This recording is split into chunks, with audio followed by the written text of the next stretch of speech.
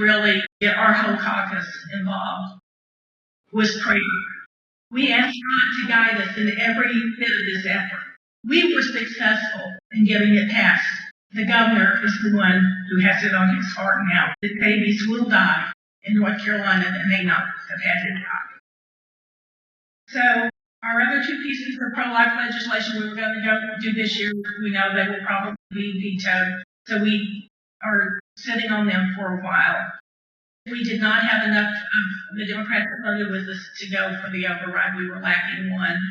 We did vote to override it, but we lacked that one vote. Prayer, getting everyone involved at pro-life rallies, African American churches, white churches, all of them, everybody began to pray. But the governor, his political talk with them about, he actually would sit someone across from them and say, this is who I'm running against you if you vote to override the veto. Like I say, as the governor in Virginia, the governor of North Carolina has this on his hands now. Appreciate all the answers there. We've got just a couple minutes left. One final question for you. Interesting, we have three very different scenarios here. We have Senator De La Cruz, you're just out of a bad bill that did go into effect. Representative Jackson, you have been able to get good life legislation passed. You've got that bill coming up in 2020. And then Representative McElrath, the legislature was able to get a good bill passed, but the governor vetoed it. So this issue plays itself out in different ways in each state.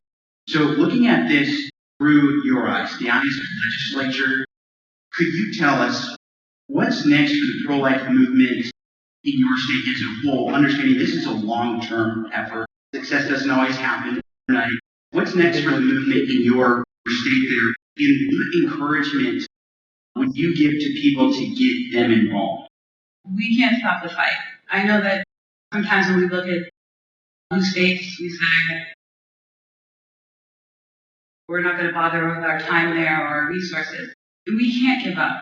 We can decide to move to a red state, or that's not what we need to do. What we need to do is firmly entrench ourselves where we are, and we need to fight where we live. I grew up in Rhode Island all my life. I can't imagine myself anywhere else. I want my children to grow up in a state in which we respect life. And I would tell you that as a political newcomer, I never, and that's the dream of mine, I never aspired to be a politician. In fact, when someone in the House had approached me, I said, politics is dirty and I don't want to get involved. And she said, but in order to make a change, you need to get involved. And you can go to all the rallies and advocate, but if you're not in the room where it happens, then you're really not as effective as you could be. I would implore you, if you can run for office, run for office. If you cannot run for office, for a candidate that you know is on the right side of life. Because when it comes down to it, I would look at candidates and see the candidate as a team. If a candidate is not on the right side of life, can I trust them to make any other decision? So I would say if you can't run for office, then support a candidate, either financially. If you can't support them financially, you can follow them on Facebook, comment on their post, share it. If you are not on social media, you can hold a sign at a polling location. You can host a sign at your home. You can host a little get-together fundraiser for that candidate. Whatever you can do something. And we need to be very active in the political realm. What's next for myself in Louisiana is we're going to continue to push towards advocating for women's health. As an attorney, I always encourage every white woman, people to advocate for women's health. I first explained that Roe versus Wade should be overturned.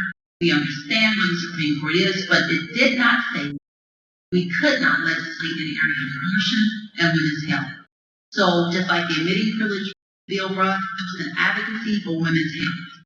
Because in Louisiana, every obstetrical center, regardless of how minor the procedure, has to have admitting privileges. So we're not lowering standards for women's health in any area. So that's what's next for us. What we've been doing, we're going to continue to push, but also advocacy was very important. Taking the fight outside of the state capitol, going into churches around our communities, and talking to the pastors. My story is similar to yours. Is that I attended church every Sunday, Sunday school, midweek service. Never heard of abortion.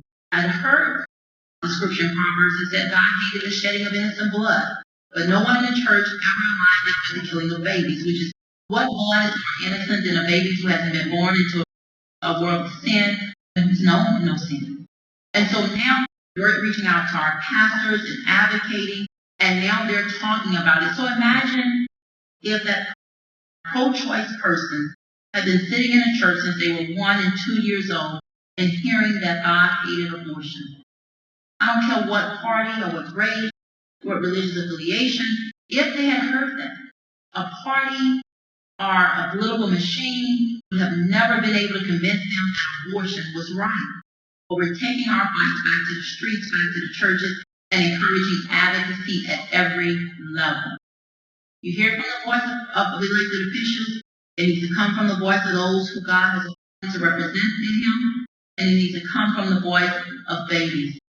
We will go ahead and carry on with the pro-life legislation that we introduced this year, which is the dismemberment bill, and also the abortion pill reversal, a second chance at life.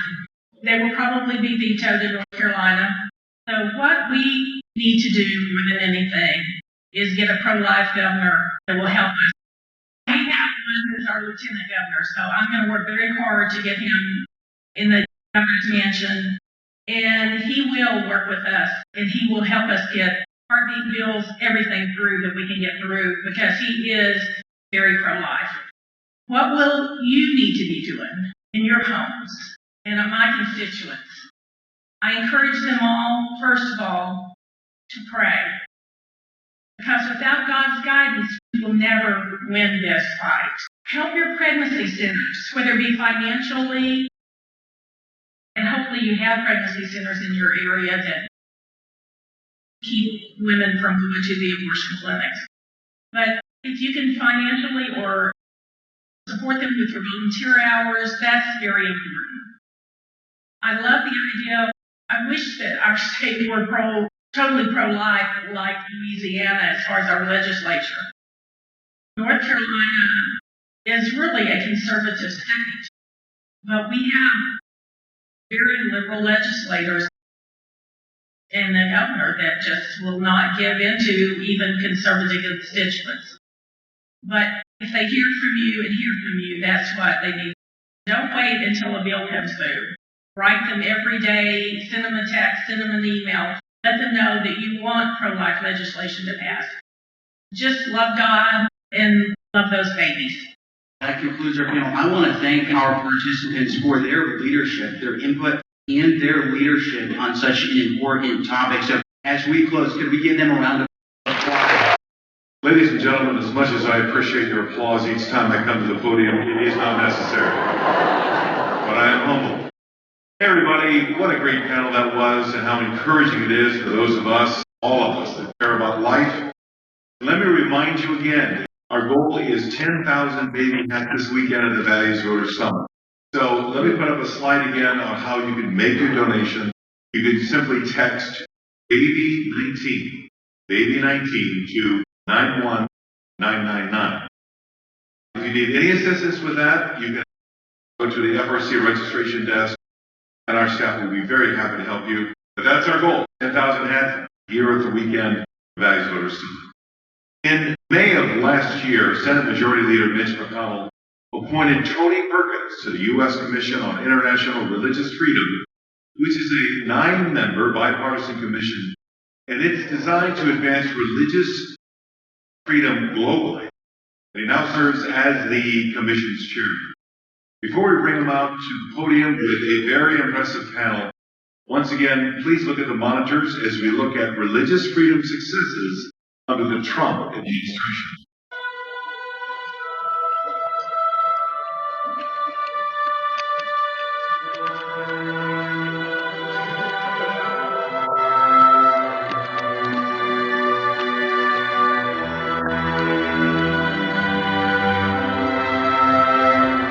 President Trump is the first U.S. president to host a meeting at the UN on religious freedom. We are proud of our religious heritage, and as president, I will always protect religious liberty. Today, with one clear voice, the United States of America calls upon the nations of the world to end religious persecution. We gather today as people who believe in freedom of religion. We have a very important group of people alongside of me, I'm honored to welcome Pastor Andrew Brunson and other survivors of religious persecution to the White House.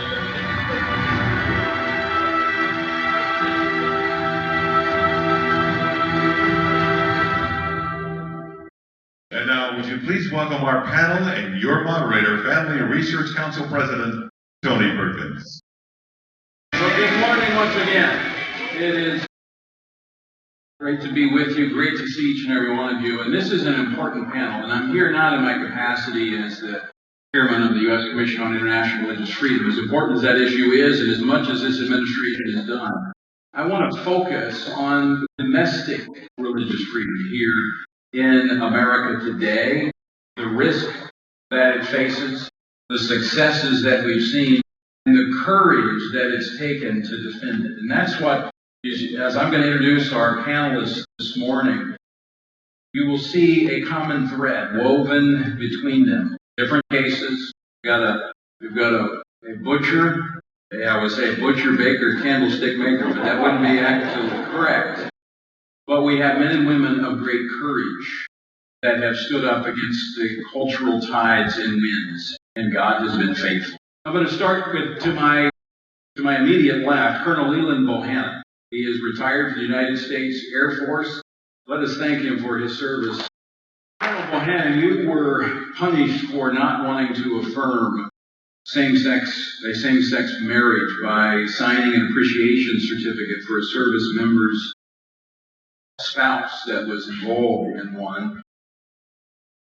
It seemed everyone would be happy because the certificate was signed by someone else, actually a higher ranking officer you had signed. So they got exactly what they wanted. They had it, but that wasn't enough.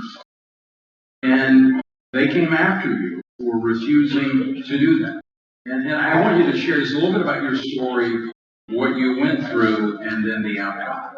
Sure, I appreciate the opportunity. So, as a commander of an organization on the base, one of my subordinates was retiring, and she said, as is customary, each individual will receive a retirement certificate, and oftentimes, if they're married, the spouse also receives the certificate. When confronted with his certificate, no problem signing. Happy to do it. He was a great troop. Oftentimes, one of my non-commissioned officers to whom I would go and consult frequently because he had a lot of good expertise. When asked to endorse or affirm the relationship he had with his partner, that was a bridge too far. I could not sign it. My superior offered to sign in my place, and that was a great solution. I think the upshot of it all was that the NCO then decided to file a complaint, which was his right to do. I think the thing that we wrestle with in the military, though, and this is probably one of the things that we need to be mindful of, is that when addressing something that is contrary to regulation, you're looking at the regulation. And it wasn't until it got to the secretary's level that we actually began to open up the aperture a little bit and begin to balance policy against the Constitution. And that's where the conflict arose. Talk about emotion. I think my wife bore a lot more of the brunt than I did, but there was a little bit of angst. But quite frankly, you mentioned courage. I won't speak for everyone else, but conviction, I think, is what causes you to move in that direction. I want to talk a little bit about what was at stake here. You were close to retirement. There were those that wanted to push you out of the military. The retirement was... Actually, I was up for promotion. That was one of the things that, upon the initiation of the investigation, my superior took the move to not recommend me for promotion. That was his way of communicating that there was an ongoing investigation. He simply did not recommend me for promotion at that time. His right to do that. I disagree with his approach. And we had a good conversation about that. At the end of the day, though, in whose hands is it? Is my promotion in his hands? Maybe in a limited sense. Is it in the board's hands that evaluates all of the promotion recommendations? To an extent. But as I think we all understand, it's really in God's hands. And so, whether God wanted me to be promoted or not, that's his decision to make, and I just know that I need to follow the convictions that I have. Sometimes understanding along those convictions can feel kind of lonely. Who was walking with you through it? What gave you the encouragement then to live out those convictions? Sure. It's a great question, and I think my wife Jennifer would agree with me in saying that that has been the true blessing that has come out of a difficult situation. And that is that the church, the local church, the church writ large was galvanized in many ways and was praying for us, and we knew that. And that was monumental, I think, in helping us to draw strength from others and to also at the same time encourage others in doing the same thing. Because quite frankly, as I think all of us can probably attest to, we're all going to get our chance. There always will be a pending opportunity for you to stand what God said in His Word as the differences between where society is going and where God has always been become greater and greater. And I think everyone on this panel would say you weren't looking for that, you weren't expecting it, you were just living as God would have you live, and then you found yourself right in the midst of it. The length of this trial and the outcome, just share that quickly with us. A bit drawn out. Government bureaucracy is alive and well. But that's okay, right? I mean, so there is a process, and we follow the process. But as I said before, I think it wasn't until we got to the third appeal that the entirety of the issue was really addressed, both Air Force regulation policy as compared to the First Amendment. I think it all hit the fan, though, when on October 17th, Todd Starnes, if he's in the crowd, he's around Todd somewhere. Todd blew the story, and that kind of hit the press, but in a fashion that was measured and appropriate, perhaps. But I'll say it's never fun being in that limelight. So that's kind of where it really, maybe not the length, but the intensity really stepped up. That's where the prayers were even more effectual. And the outcome? The outcome was positive. The Air Force Board of Correctional Military Records found that I had not unlawfully discriminated against the non-commissioned officer. Perhaps more importantly, the Secretary chose not to disagree with the board's recommendation. I had to mention there was an election during the midst of this investigation and the outcome. Right. And so I think that had circumstances been different, had someone else been making the decision, if you will, the outcome could have been quite different. And as we were discussing, I think we can all appreciate where we are today, but where the pendulum will be in the future, and because it inevitably swings. So we just have to be mindful of that. And as previous speakers have said, prayer is absolutely essential. Congratulations on your successful promotion and retirement from the United States Air Force, and thanks for being with us on that. Some of you may be familiar with our next panelist, Joanna Duca. She is the owner of Brush and Nib Studio. And in 2019, this year, was a lawsuit winner as a wedding vendor, taking her case all the way to the Arizona Supreme Court. Now, Joanna, it was actually just less than a month ago, you finally won your case at the Supreme Court. The decision from the court allows you to decide what messages that you will proclaim through your work as a designer and as an artist. Besides sharing a little bit about what you do, tell us how you got there. What brought you all the way to the Supreme Court?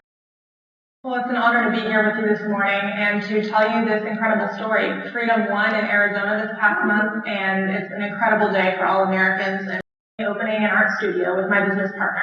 She and I are both artists. We've been artists since we were young, and this was a dream of ours. We opened the business. We were going through all the normal steps a business owner goes through when you're getting started, trying to figure out the things that we didn't know, and spending a lot of time on the phone with government agencies and trying to be legal and compliant and all of that sort of stuff.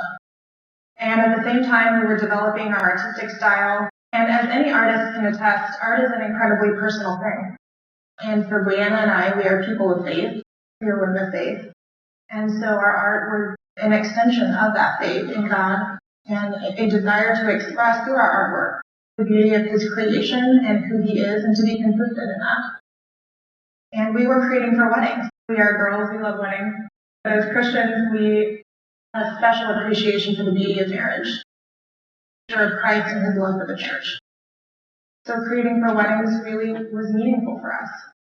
And we learned in the process of starting our business that our city, the city of Phoenix, had a law that would threaten us with criminal penalties, including jail time, if we were to create art consistently with our beliefs. And we had really no choice. We were not going to compromise our convictions, certainly. And so we could sit and wait to have those terrible penalties, or we could challenge the law and say, this is not constitutional to restrict the speech of artists. We cannot promote or speak every message, and no American should be forced to. Caleb Golden is with Alliance Defending Freedom. In fact, he represents both Joanna and our next panelist, Don Vander Boon. But this case was one that has repercussions for not just others in Arizona. This speaks to free expression, the right of business owners like Joanna to be able to not be forced, really as indentured servants, to convey a message that they don't want to convey. Absolutely. And Joanna and Brianna are willing to stand up for their convictions. It wasn't an easy thing to make that choice. They could have folded. I mean, they have other talents. They could have maybe gone to another career choice, right? But that's the only option that the city gave them. And no American should have to be forced to choose between their career and their conscience. And that's what the city of Phoenix tried to do to them, that they were willing to stand up to make that courageous choice to challenge this ordinance and ultimately obtain that victory with a clear holding that while it was from the state of Arizona, those core principles apply to all Americans. Nobody should be forced to violate their conscience. But what you did, Joanna, you did not just for yourself, but for others. I mean, you could have just held back. What gave you? I'm going to ask all three of you. Don, get ready. The same question is coming to you. As you were going through this, there had to be moments where you wondered, should I do this? Sure, the pressure, not only politically and culturally, but spiritually. I mean, we're talking about spiritual warfare in many ways, because we're advancing truth. What gave you that encouragement in the process? Well, absolutely my faith. So going into this, obviously Brianna and I put a lot of prayer into it. This is something that God wants us to do. Are we in the right path? Because we wanted to do the right thing, and we believe that God was leading us to do it. So there were definitely very difficult moments. Litigation is a long and dragged out process. You got to deal with a lot of attorneys, don't you? Yeah. So we were doing a lot of waiting, and within that, there are times where it's difficult, and you wonder, did I do the right thing? Is God still with me in this? But we both say we grew a lot in our faith through this process, because we do believe that we were standing for what's right, and that God took care of the details, and we can trust Him when we step out in faith and do what He calls us to do. He will be faithful. And even if the outcome had not been what we wanted, we would still trust that. But obviously, that's the outcome that we were praying for, and we're grateful that we got that win, and the freedom was upheld. And we are grateful as well that you took the stand for many, many Americans. So thank you, Joanna. Don Vander Boon is from West Michigan. He has West Michigan Beef Company, and the Department of Agriculture had beef with you. Explain what happened, because Don, we've known each other since that happened. We've been working with you, and I'll let the cat out of the bag, or should I say cow out of the stall. But the issue is your case turned out well, another ADF case, but after the election, new Department of Agriculture and respect for religious freedom. But this was back during the debate over marriage. And as a Christian business owner, family business, privately owned, you were simply educating, giving opportunity to counter the messages that were in the culture when it came down to the issue of marriage. Share with our audience what happened, what you went through. Yeah, so I own a meat packing business, and it's inspected by the United States Department of Agriculture. There are 2 of them full-time stationed at my facility when I'm operating. And in my business, I have a break room, and it was common practice for employees to bring in a magazine or newspaper. And during the months leading up to the Supreme Court marriage decision and shortly thereafter, I noticed there was a lot of newspaper articles that were very supportive of the decision. And so early August of 2015, I came across an article that was more biblically based and gave a Christian view of marriage. And so I printed it out and put it on my break room table for my employees to read if they chose to do so, along with the other newspapers and whatever else was on the table. And it wasn't maybe 3 hours later, I was told that there was someone to see me in my office. I didn't think anything. I just went up to see who was there, and here was my inspector in charge and his boss, the frontline supervisor of the circuit that I'm in. And they were looking upset and angry and holding that article that I put on the table. And they shut my doors, and I'm sitting in there wondering, what did I do wrong? And they put that article down on the desk and said, "Are you going to leave this down on your break room table?" And I said, "Is there a problem?" And they said, "Yeah, this is considered harassment, and we're not willing to operate in this business or have any inspectors here unless you remove that from the table. So are you willing to take it off the table? Otherwise, we're going to pull our inspectors out of here immediately." I just sat there completely shocked and stunned. I had no idea this was coming, and I didn't know exactly what to do. That they would sit and think that they had the authority to tell me what I could put on my break room table in my private business. Just so make sure you get the setting straight, this is in your business, your office. You have 2 inspectors from the United States government, the Department of Agriculture, coming in and telling you, if you don't remove this off of your table in your break room, they're going to pull out their inspectors, which ultimately shuts your business down because you can't operate without those inspectors. That's correct. The inspectors had to walk from their office to the production area through the break room. So when they walked through, they saw it on the table, and they said, because this is a public area and they're public employees, therefore my business is not private, it's public. I'm not allowed to have that on my table, and I need to leave my faith at the door. But did you offer to give them blinders? Did reason with them for about 10 minutes, going around and around about First Amendment freedoms and about what legal right you have to do this. And I'm told, well, there's an expanded definition of harassment, and now you're no longer allowed to do this. And so, after reasoning with them for probably 10 minutes, I agreed to leave the articles off while I tried to decide what I could legally. I told them I'm not giving up, and I'm going to figure out what I can do, but my employees depend on this for a living, my family does. I can't just have you shut the doors. And so I agreed. And fortunately, there was Alliance Defending Freedom, which came to your aid as First Liberty came to Colonel Bohannon's aid. So I just want to make it very clear. You look at these public interest law firms like Alliance Defending Freedom, First Liberty, Liberty Counsel. These organizations are essential to the defending and promoting of religious liberty, and so we're so grateful. In this case, for instance, with Don, ADF handled the legal, building the case. We worked on the policy side, even taking this to the White House after the election, and Sonny Perdue is the new Secretary